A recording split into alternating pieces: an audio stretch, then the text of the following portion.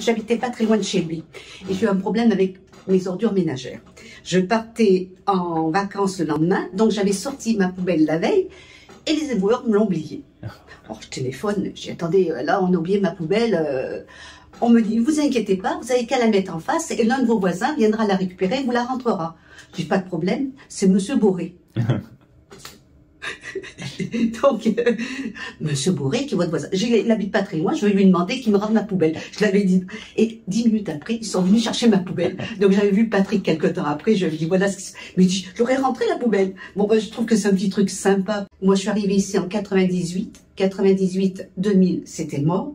Et quand Monsieur Bourré était là, alors là, pour moi, c'était une renaissance, la ville de La Ciotat. Il a réalisé beaucoup de choses à La Ciotat. Il y a eu une transformation incroyable, incroyable. Bon, moi, je suis pas de La Ciotat. Je suis arrivée en 98, donc j'ai vu l'évolution. Pour moi, je m'y sens bien parce que il y a eu des voies qui ont été refaites, le port qui a été modifié.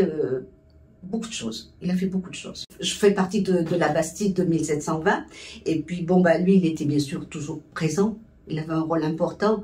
Et puis, bon, il se trouvait qu'il y a des moments où il y avait des bagarres. On le prenait à part, nous, les gueuses, et puis on l'emmenait derrière les décors. Puis on faisait semblant de le déshabiller. On envoyait tous les vêtements dans tous les sens.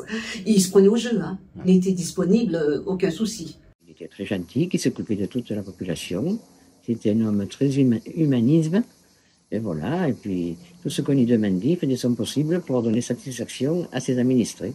Et tout le monde l'attendait, bras ouverts, et vraiment, ça a été sensationnel. Et maintenant, tout le monde vient voir la voie douce. Il y en a qui font tout le tour, qui portent même le pique-nique, parce que ça fait un peu loin pour monter jusqu'à la gare.